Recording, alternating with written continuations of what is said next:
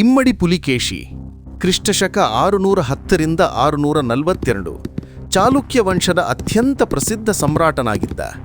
ಅವನು ದಕ್ಷಿಣ ಭಾರತದ ರಾಜಕೀಯ, ಸೈನಿಕ ಮತ್ತು ಸಂಸ್ಕೃತಿ ಜೀವನದಲ್ಲಿ ಶಾಶ್ವತ ಸ್ಥಾನವನ್ನು ಗಳಿಸಿದ್ದಾನೆ. ಅವನ ನೌಕಾಪಡೆಯೂ ವಿಶೇಷವಾಗಿತ್ತು. 1. ಅರಬ್ಬಿ ಸಮುದ್ರದ ನಿಗಾ. ಅವನ ಸಾಮ್ರಾಜ್ಯವು ಬದಾಮಿ ಅಂದರೆ ವಾತಾಪಿಯಲ್ಲಿತ್ತು. ಪಶ್ಚಿಮ ಕರಾವಳಿಯ ಮೂಲಕ ಅರಬ್ಬಿ ಸಮುದ್ರಕ್ಕೆ ನೇರ ಪ್ರವೇಶವಿತ್ತು.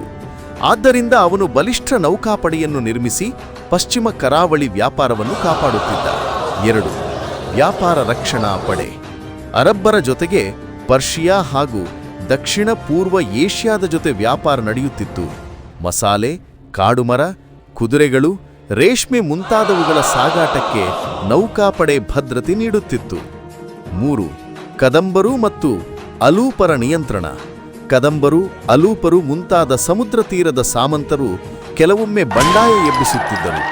ಅವರನ್ನೆಲ್ಲ ನಿಯಂತ್ರಣಕ್ಕೆ ತರಲು ನೌಕಾಪಡೆಯ ಸಹಕಾರ ಅತ್ಯಗತ್ಯವಾಗಿತ್ತು. 4. ಶ್ರೀಲಂಕಾ ಮತ್ತು ದಕ್ಷಿಣ ವ್ಯಾಪಾರ ಮಾರ್ಗ. ಶ್ರೀಲಂಕಾದೊಂದಿಗೆ ರಾಜತಾಂತ್ರಿಕ ಮತ್ತು ವ್ಯಾಪಾರ ಸಂಬಂಧ ಇತ್ತು.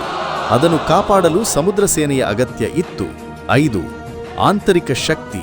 ಉತ್ತರ ಭಾರತದ ಸಮ್ರಾಟ್ ಹರ್ಷವರ್ಧನನ ಜೊತೆ ನಡೆದ ಪ್ರಸಿದ್ಧ ಯುದ್ಧದಲ್ಲಿ ಪುಲಿಕೇಶಿ ಭೂಸೈನ್ಯವನ್ನು ಬಳಸಿದರೂ ಪಶ್ಚಿಮ ದಿಗ್ವಿಜಯ, ಕರಾವಳಿ ಕದಂಬರ ನಿಯಂತ್ರಣ, ಅರಬ್ಬರ ಜೊತೆಗಿನ ಸಂಪರ್ಕಕ್ಕೆ ನೌಕಾಪಡೆ ಮಹತ್ವದ ಪಾತ್ರ ವಹಿಸಿತು.